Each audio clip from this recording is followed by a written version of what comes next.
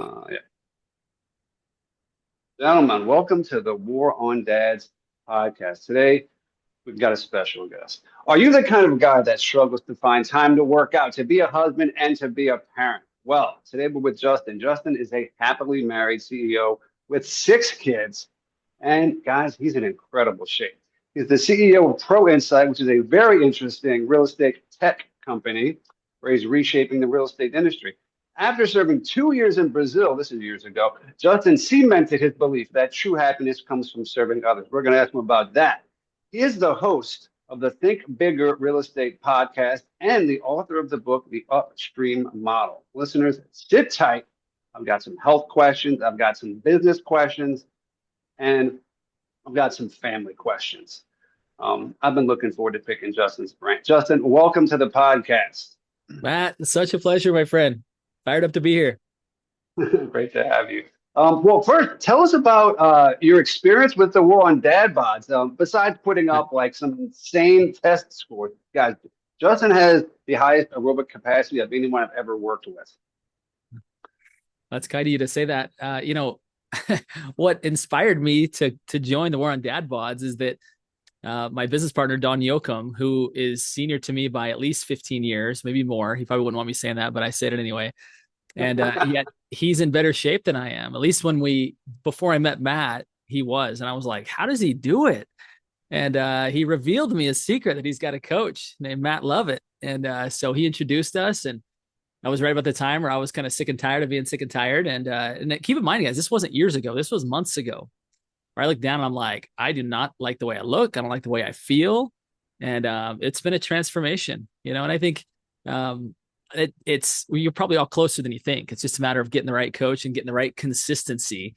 And that's what the War on Dad Bods has been for me. You think about what it takes to go get a gym membership, drive to the gym, do the workout. And it's like most people don't have time for that. So they're super inconsistent. And what you've created, Matt, is a super intense workout every day, 30 minutes. That's doable. I mean, it's hard, but you don't have to go travel somewhere. I mean, half the guys are doing it like in the living room. I mean, it's you don't need fancy stuff to do it. And you've actually made it a winnable war on Dad Bods, whereas most people it's an unwinnable war. Yeah, and it can be as hard as you make it, and it can be you can do the recordings, you can come live in the morning. Justin's on the West Coast, so he's not going to wake up at 4 a.m. to join us. But I'm not yelling at these guys during class at all. So like if they just show up and they sandbag it, great. I want them to have that rhythm, and then next day they'll get it tomorrow. But just show up. So that's kind of what I focus on. Yeah, yeah, it's fun. um, yeah. Well, it's an honor having you with us. Can we hear a little bit about your quick bio, your quick history, your book? Tell us about that. Yeah, so we start with the book. I I authored a book called The Upstream Model, and I was a high-end home builder earlier in my career, and I was too young to be building multi-million-dollar homes. My clients probably knew it, I knew it, but I had a knack for it, and I had gone to work for somebody who taught me the business, and I decided to branch out on my own, thinking that it would be as easy to acquire customers as he made it appear. And I quickly realized that it wasn't. That acquiring and gaining the trust of a multimillionaire to have me build their dream home was actually harder than I thought. And but one thing I knew is that if I could get face to face time with them, and I could share with them what made me different from other home builders, that I could win. But it was a matter of how do I actually get that face time? And I think that's probably what most all small businesses think of is like if I can get face to face with people and get some time with them, I can win them over. But it's how do I generate enough conversations to produce that? And so typically the two big buckets that people pull from, well, there's cold market. I can run ads, right? Which costs a lot of money and it's a little risky because you're putting money out before you get anything back. And the other one is warm market, which is who are my friends, family that can refer me. Well, I didn't have a really good opportunity to do either. I didn't have a big advertising budget at all. And I didn't have a bunch of friends and family that were referring me, multi-million-dollar construction clients. And so I took and maybe developed or uncovered a third bucket, which I call strategic partnerships, which is there are people out there who already had my ideal clients that were complementary to me, not competitive to me. So for example, architectural designers, interior designers, they weren't competing against me, but they were complementary to me. And so by identifying them, especially those who were just upstream from those clients building a home were perfect. And so that became then the upstream model, which is in every industry, there are people who already have your clients who don't compete with you. Like they already have your audience and they serve them just before they're going to need you. And if you can identify who those partners are, create a strategic partnership with those professionals, you can have a steady stream of warm business without having to pay for ads. And so that really kickstarted me actually bringing that not just from the construction business, but into the real estate industry, where I began to teach it, was eventually authored to write a book on that, and caused me 7 years later to leave to start a coaching company teaching that principle, which then led me to kind of the next chapter that I'm sure we'll talk about here in a little bit, which is my partnership with Don Yoakum and Pro Insight. So, Yeah, definitely. Yeah, that's awesome. Upstream versus downstream. So they work. yeah, This is someone that has just worked with somebody who's about to be looking for someone like me. yeah, exactly. I like that, strategic partnerships. Mm-hmm. I was reading part of your bio, and a lot of guys working, they have to overcome different things. You mentioned that you had some earlier injuries in high school, and I like overcoming stories. What was the challenge there, and how'd you overcome it? Yeah. See, which one I was in? I was a freshman in high school. This is kind of an embarrassing story. Maybe just general advice on how to overcome injuries and setbacks like that. Yeah. So I was a freshman in high school, and I thought in gym class that I could really impress the girls if I were to dunk it. But I was a 5'10" white guy and wasn't dunking very well. So my friends and I concocted a way for one of them to get down on their hands and knees right in the center of the basketball key, and for me to run, step on the small of their back, and jump off like a step ladder and dunk it. And it was pretty awesome. We had the girls' attention until I came until I came down wrong and snapped my leg in two places. And as my foot laid flat on the ground, it's supposed to be pointing up. I'd say I had the girls' attention, but not in the way I wanted it. And so I went through some pretty steep recovery over the next 6 months, and learned a tough lesson. Right, that attention isn't always what the way you want it. I had small kind of hamstring injuries after that, but I think it caused me to number one, appreciate my body, that regardless of what shape it's in, the fact that it works and my feet and my legs, actually allow me to walk was the first thing. And I think that's where a lot of growth happens, is first and foremost to be grateful for where you're at, regardless of where you're at, right? All of us can be discontent about where we're not. And yet if we just say, I'm still breathing, I got up this morning, right? And we have gratitude for that. And then you ask, how can I improve? And that was for me the journey of how can I actually get my body put back together and be able to compete again. And so I was able to overcome that. Went on to play a year of college football, even though I was I like to say I was a bit like Rudy. I was 5 foot nothing, 100 and nothing, had a big heart. And so anyway, that was a good experience for me to just achieve that childhood goal despite some setbacks. And I think in fact, my son just had a pretty big setback this past week. And I told him, Corbin, you're gonna actually trip and fall a lot more frequently in life than you're gonna stand on podiums. And what true champions do is, it's not just holding the banner in the air. I said true champions learn how to get up and get going again. And I said that's where champions are made, right there. And then occasionally, because of that, you'll stand on podiums. And I believe that, and I've seen that in my own life, is overcoming the trips and the stumbles and getting back up is actually where the medal's made. So. Well, wow. I was going to ask you why your classmates in high school were your most inspirational athlete. I may have just answered that one already. Is there anything else you want to add to that? I wasn't, and I've learned to be more so now, a really vocal leader. But I always just had a commitment to just outwork everybody. And it wasn't, I was trying to beat them necessarily, but it didn't sit well if I left practice with a bunch of energy. Like I just want to leave it all on the field. And I think that's not common amongst all of us, right? That's kind of a gear we have to tell ourselves to go to, that it's okay that I'm extremely uncomfortable, but it's temporary and I'm going to feel better. And so I became most inspirational, not because I necessarily had like a lot of things to say, but it was more because I just put in the work, and had a good attitude about it, encouraged people along the way. So people followed the example more so than what I said. When you're the last guy leaving and you work the hardest, it makes people feel a certain way. It's like, oh wow, I guess I could be doing more. That's feeling inspired, huh? Yeah, more is It, common. it, if he can do 600, I mean, I can get to 500. More is caught than taught. I've learned that as a dad, that sometimes in Yeah. some painful ways is that, I say one thing, I do something else, and all of a sudden my kids are doing what I'm doing. I said, no, I told you to do this. They're like, yeah, but dad, I saw you doing this. And it's like, you're right. It looks like I need to correct the behavior, not just my instructions on your behavior. Yeah, me and my coach Marcus were always talking about kids don't do what we do, they do what we see. But that's even said even more concisely. More is caught than taught. More is caught than taught. Like that a lot.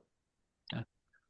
I want to ask you about your business, and we're on the AI is incoming. Things are changing, and we want to stay competitive in our business. What are you doing with your business? And just tell us about your business with AI. Yeah, love it. So what we've determined, right? And I'll share this about AI, is AI is changing everything. And if you choose not to embrace it, I think the marketplace will choose not to embrace you. I think that's the reality, is that things are changing very quickly.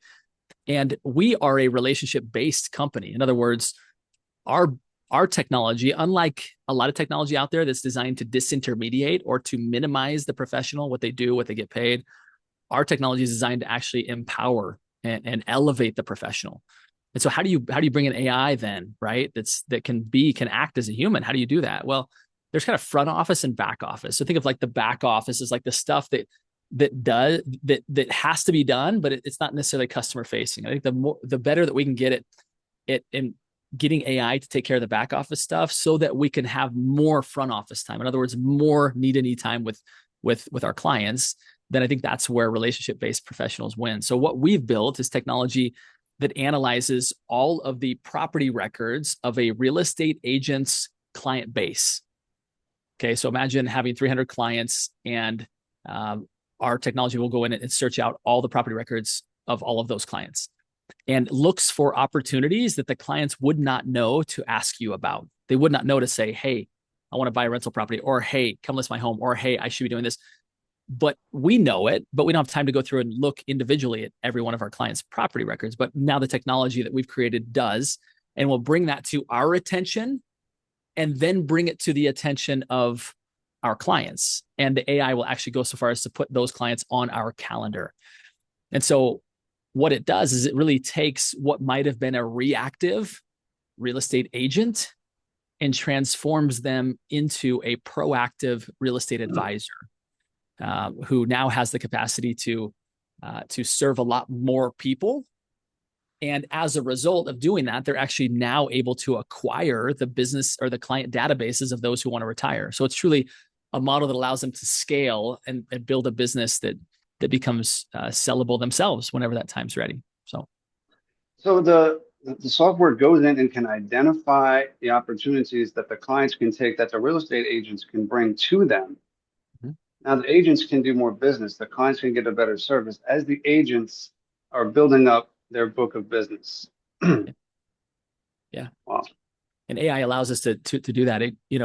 Several years ago, the technology wasn't there to be able to do that at scale, but now it is, and we're embracing it. And again, we're not trying to replace our professional. We're just trying to empower them and make them more present, more relevant, have better conversations, and be able to serve more clients. Yeah, and now that we have to spend less time digging through data and more time actually communicating with people and being in front of people, talking with them, helping them solve their problems, getting to know them, all that. Exactly. Yeah.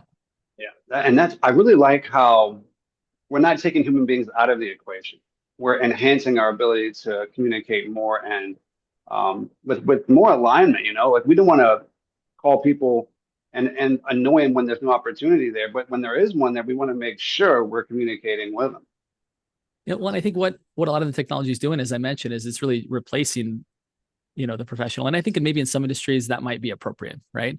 But when it's something as personal as buying the home, the place that is your safest, most sacred place on earth, Very where there's a emotional. lot of it's a very emotional place, right? And now many of us are not only, not only do we raise a family here, but we actually run businesses from here, right? And so I think it can be important for somebody to not just have the data around someone's real estate holdings, but also understand the story behind them. And the unique thing about humans is that we have the ability we have a unique human story. AI does not. It can mimic it, it can fake it, but they don't.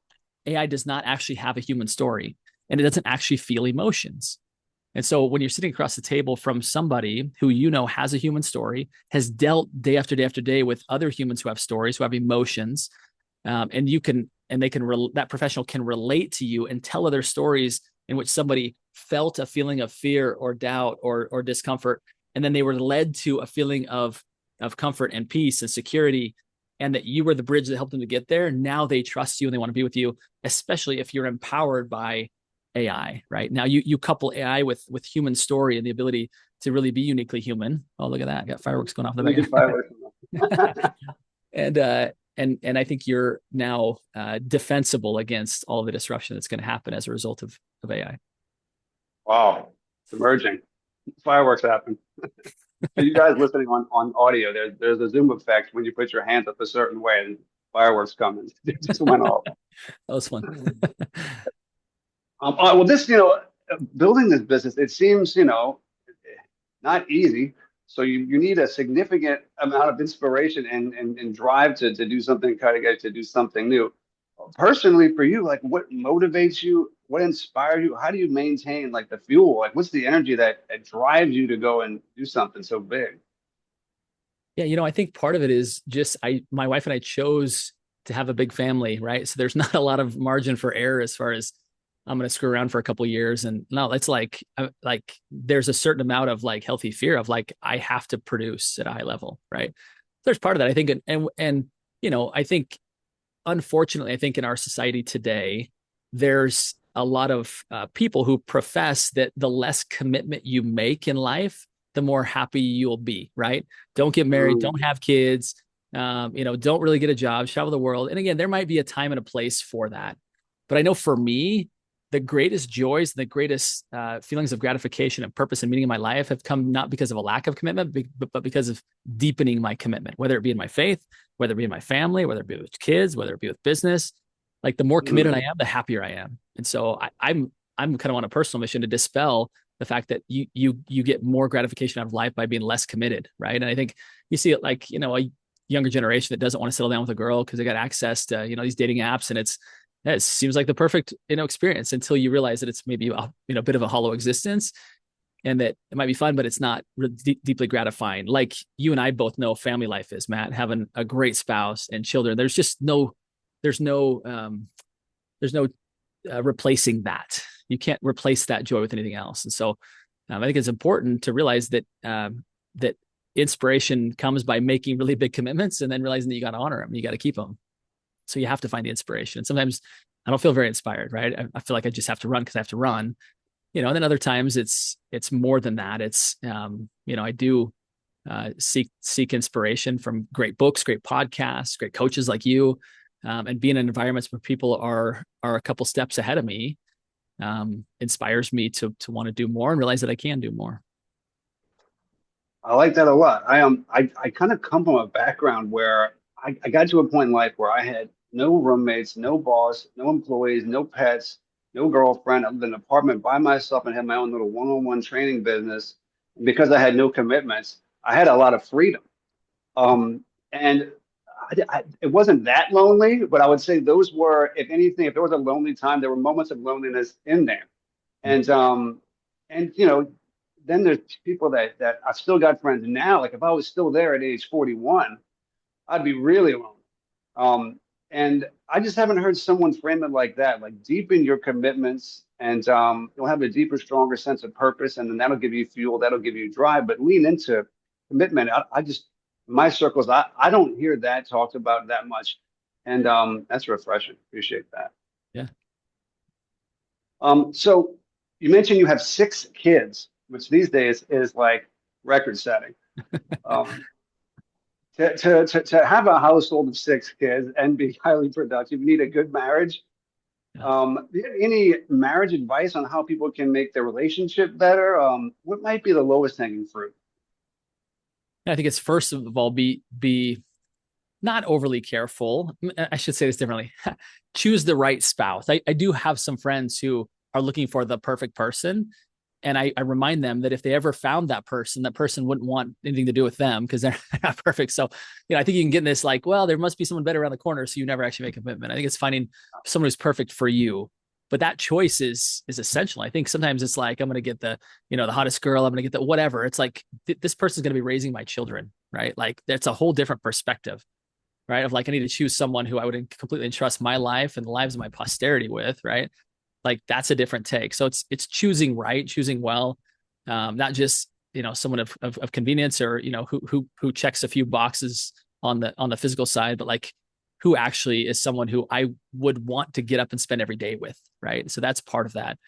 And my wife and I, we're intentional about our time. We take probably once a month. We'll just go to the next town and get a room, as I like to say, just spend time together, right? Go for walks and have dinner. And, at least weekly we're going on a date night. And then sometimes we just need to get away, right? Get away from it all. Cause 6 kids, there's a lot of interruptions of sleep and everything else. Right. So, it's important, I think, to really make time to court your wife as if you're still trying to win her over. And, Oh, wow. sure How that's, old your oldest and how old your youngest? so my oldest is 18. She's just getting ready to graduate high school here in a couple weeks, which is crazy. And my youngest is 7. So we had kids about every 2 years for about, 10 to 12 years. So Wow. it was pretty That's a consistent. lot of pregnancies. That's a lot of births. That's a lot of, you gotta be focused, huh? Yeah, my wife came I from do. my wife came from a family of 7. I always thought big families were beautiful. I came from a family of 3, it's kind of a normal sized family, and I saw her family, and I thought that is amazing. Like she's best friends with her sisters, and just this big beautiful family. And she said, I want a big family, and so she did too. So we set out actually early in our marriage of saying we want to have 6 kids, and I didn't realize how much work that would be at the time. I was like, oh, that's a nice round number. Now I'm like, well, not what was I thinking? Because I'm super glad that I did. Because what ends up happening, Matt, is that the Yeah. oldest kids, like nobody coasts, right? It's like everybody has a responsibility, and especially the older ones, right? I heard it said that older kids don't actually have childhoods; they have internships and being parents, and we've tried really hard to not have that be the case. Where my oldest kids, have had a great childhood, but they've grown up, you know, helping out because that's the only way forward, right? There's not like And 2 on 6 doesn't work. yeah, my wife's the oldest of 3, but her younger sister's about 13 years down. And because my wife has a little bit of experience at age 13, raising her little sister, Yeah, it actually really helped her step into motherhood, and she's uh, an incredible mom. I'll bet. So they're getting good reps, they're getting good training, some good life experience, and they're contributing. Yeah, yeah, it's good Um, for me. is, is there anything you do with your parenting that might deviate from the norm or seem unusual to other people? Yeah, there's some key things that we really made a commitment to as a family that are kind of the day-to-day stuff, right? We do family prayer every day. We kneel together and say prayer every day, or we have family scripture time where we're really united around kind of something that's even bigger than what we believe this life's about, right? Something that's really deeply meaningful for us. And then I have a practice of doing one-on-one dates with my kids. So this doesn't happen every this week, especially as they've gotten older and they're in individual sports and so forth. But I've got 6 kids and there's happen to be 7 days of the week. So if I gave each kid and my wife each one night of the week, right, they would get that. And again, it doesn't always work out that way, but like they each have their own night of the week. And if they remember it, if they've done their chores, and it's like, okay, let's go hang out. Like let's go do something, right? Let's go. It used to be let's go get a treat, and that's probably how Dad like uncovered the dad bod. So That's what the dead bot surfaced, huh? that's how it all began. It's like ice cream every night of the week is not good for Dad. And so anyway, we've had to change that up a little bit to where it's a walk or it's go play catch, or but I try and at least mentally, even if it's not an outward, this is a daddy daughter date.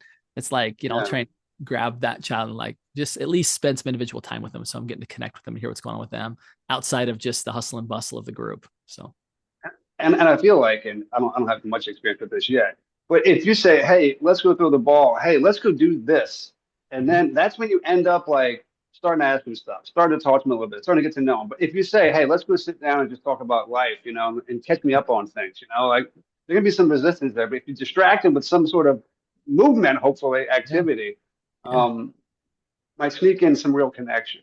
You do that with us, Matt, in the mornings. You give us great coaching lessons that actually distract us from the pain that you're inflicting upon us through the workout, right? So you're instilling these things in us.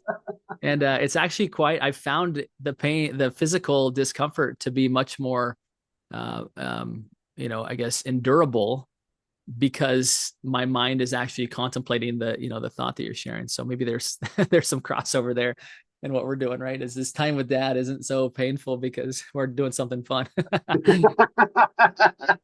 Because time with dad is the same as painful as pushing through exercise. Yeah.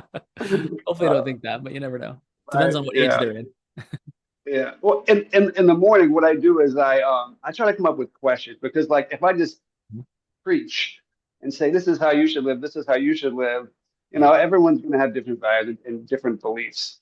So I just pose questions, and I just try to get these guys in their head because I know in yoga class or when I'm working out, I'm in my head and just thinking about stuff. So I just get them thinking about their lives. What if this could be a little bit better? What if that could be a little bit better? And start to maybe influence their behavior outside of the workouts just a little bit. That's awesome. You do a great job with it. Nice. Speaking of beliefs, a lot of people have limiting beliefs. Do you ever just communicate with people you're working with, people you're trying to get results with, maybe the kids, but in general, like what are the common beliefs you have, the common things people say that you think are holding people back? I it's funny, just yesterday it was Memorial Day for I'm not sure when people are listening to this, but we had a flyover, two must have been F-16s go over our house like twice, and we didn't organize that. It was some sort of Memorial Day parade that they just happened to loop around our home a couple times. My wife and I stepped outside in the backyard and we're like, wow. And my wife said, we should go watch Top Gun Maverick, which is like probably my favorite movie. At least I was reminded of that. It's so good. And so we watched that, maybe one of the most patriotic things we could do on Memorial Day. And in that, there's a scene. And I was actually sharing this with some of my coaching clients this morning. There's a scene in which Tom Cruise Maverick, right? He is told that he's essentially out of the military. Like he can't fly anymore. He's done. He essentially got fired. And Iceman, who was always the guy that called and got him his job back, had died. And so they'd essentially said, you're done. And so he kind of accepted it, right? And so this is the lesson that oftentimes we accept the answers that life gives us, and we just assume, okay, that's the end. And his girlfriend, later becomes his girlfriend, I guess, tells him like, that's not how you've operated in the past. Like this is not, it's not the end. Find a way. And I think that, and my business partner Don Yoakum, which is again how you and I met, he always says that like winners find a way. And you see in the next scene that Maverick had essentially stolen a plane and he had taken it and had done the test run of the upcoming mission that they had to do, which all of them had said was impossible to do at that pace, at that speed, at that height. And he proved it in front of the whole class. And I found myself in that moment saying, what a badass. And I thought to myself, I want to be a badass. Like that was actually the thought that I had. And that's the message I share with my coaching students today is that when most people will say, that's the end, you're done, right? It can't be done. You can't do this. Is that ask yourself the question of like, am I, right? Is that the end? Or is there more in me? Is there another way? Can I find a way? And most people just accept the initial answer that life gives them. And if you study anybody great, they got that answer all day long, all the time. And they just didn't accept it. It was like, okay, well, maybe I'll try this, right? I'll find a way over here. And I think that's one of the big misnomers of success is they don't have an easy path. They didn't have an overnight success. They just day after day after day found a way. And that story, similar to how the movie Rudy every time chokes me up. Like, he's coming out on the field. It was like that moment over there, like misty eyes saying like, man, I want to be a badass like that. Like that's inside of me too, right? I just got to uncover it more often. So that's one of the big things I think we miss. If one man can do it, any man can do it. I think you'll see these. I think for me, it's seeing people that they're not ready, or they're just not ready if they're looking to get shut down. Okay, well, what's the excuse I need to quit? I think sometimes you can catch that early, and then sometimes you do see. So, like, are you that person that is ready to quit because you really want that? Are you doing the right thing? Or are you the person that has just kind of always followed the rules and is told no, and now you're really feeling like you didn't get as far as you wanted, and you really wanted to get further, and you had to quit because of X, Y, or Z? Well, Push harder. Think about it twice. Get some help. Find a way to make it happen. And that's truly accountable behavior is finding solutions and making it happen no matter what. And just never giving up. I mean, how many times, how many businesses fail? Like these guys that are super rich billionaires, like they've just got story after story of failure after failure, and they just keep getting up. And the guys that are way on top have got a history of many more losses than the guys on the bottom that are actual losers. They just kept trying. That is the difference, Matt. I love it. That's exactly the difference, is that they just refuse to take that for a final answer. It's like, okay, I take it for an answer, but it's not the final answer, right? And they just kept working at it, kept working at it.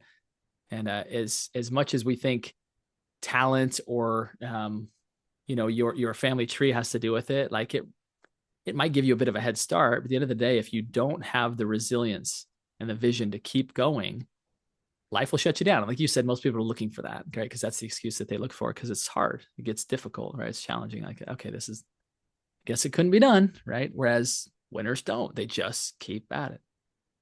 You got to believe deep inside of yourself that it's possible. And if you don't have that, it's hard to get that far. You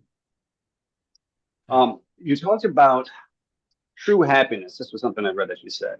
True happiness comes from serving others. And you learned this, or you were reminded of this. This thought was cemented in your head when you went down to Brazil for 2 years. What were you doing in Brazil?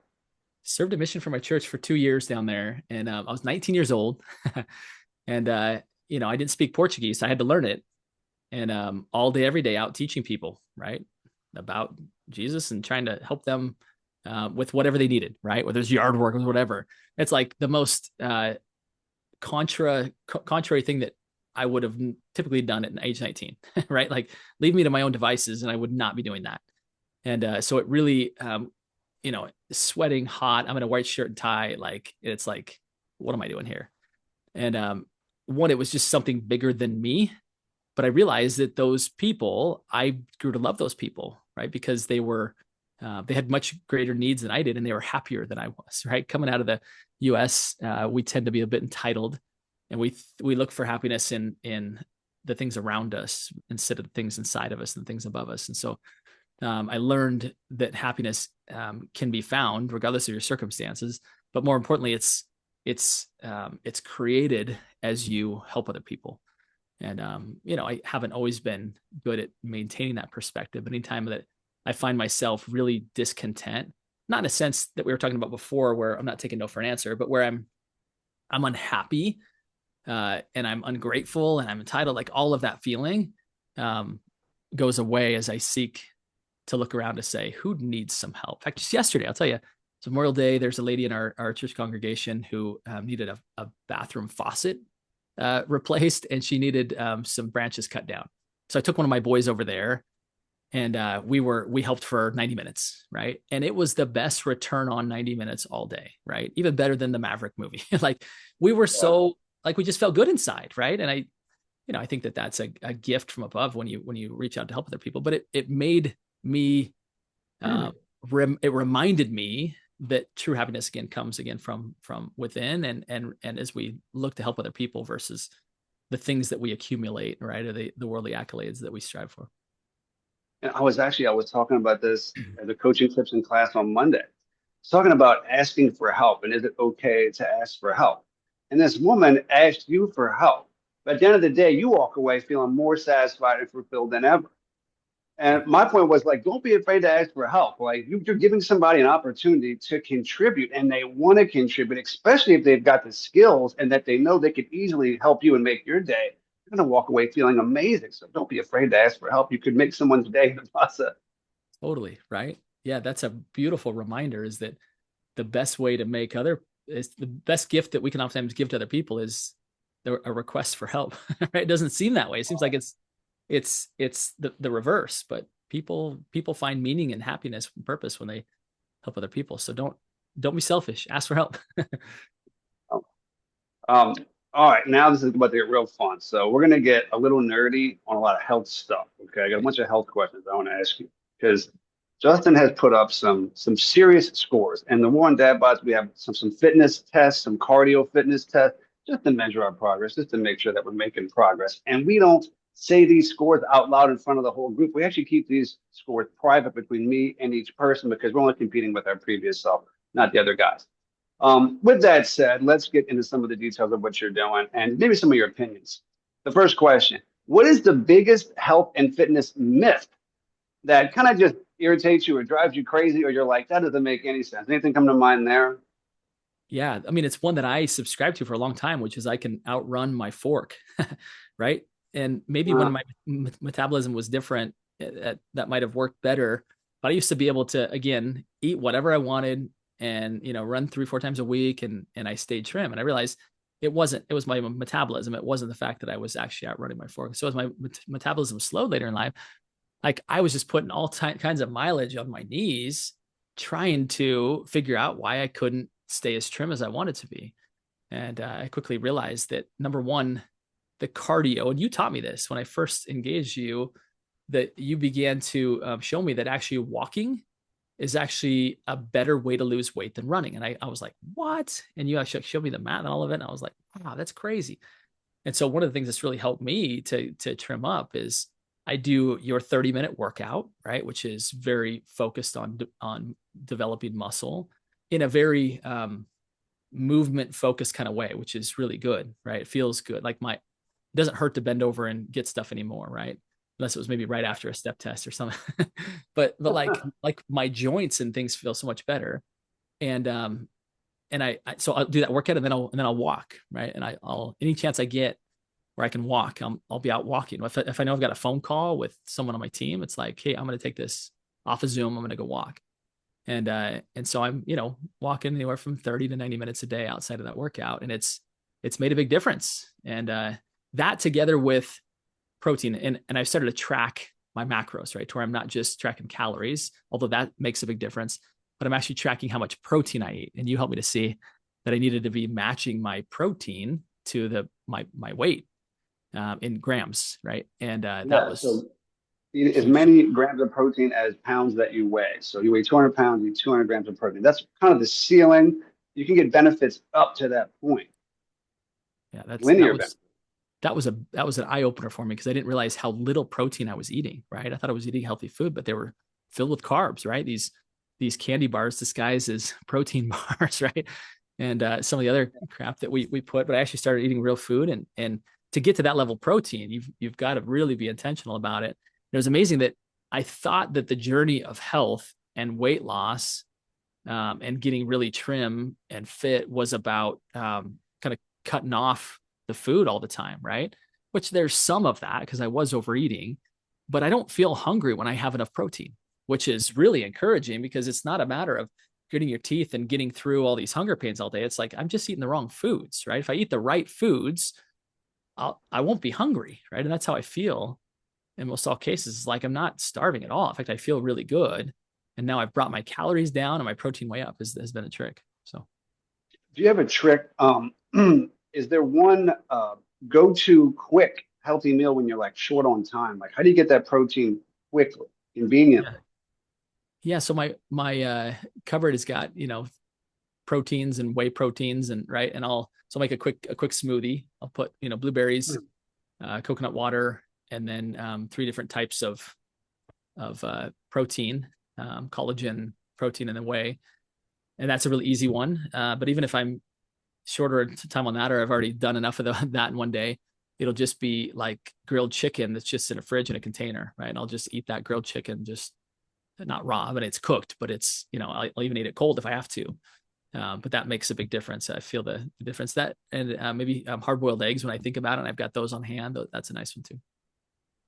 Those are good. If you could do one exercise for the rest of your life, you're only allowed to do one exercise for your workouts for the rest of your life. What exercise would that be? Ooh, that's a tough one, Matt.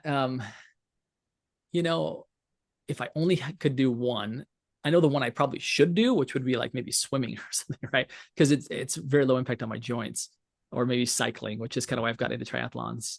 Um, but I think even just the stuff like the thinking about the stuff that you have us do, that's like the squats with one knee up on the bench. What's that called? or The sorry, rear foot elevated, Bulgarian split squats, yeah, the yeah, Bulgarian. those are pretty fantastic from a flexibility standpoint. And just I've noticed that when I work on the bigger muscle groups, again, it seems like it burns more calories, and I've heard that. So, um, That one I was so invested in that exercise because there's balance in there, there's left to right unilateral training in there. It gets into a deep range of motion. I went ahead and I had 80 pounds in each hand doing that one. That's how strong I got. And that was like 6 months ago because I was overcoming a back injury and I was like, I'm never getting this back injured again. I'm gonna get so strong. And you can get, I mean, it's a safe range of motion. Your knee is only going to hit the ground. It's not going to break you by going any lower. But yeah, I love that one too. A couple more here. When you work out, what would be your favorite hype song when you work out? well, coming off to yesterday, it would be the intro music to Top Gun, right? I don't even know the name of it, but I think you know what I'm talking about, right? Where the jets start to take off, and it's that. Highway to the Danger Zone. That's probably Highway it. to the Danger. That's on the playlist, guys. We've heard that one a few times. Yeah, yeah. But that's it as of today, at least. With supplements, do you take any supplements? Do you have a top three supplements? What do you like?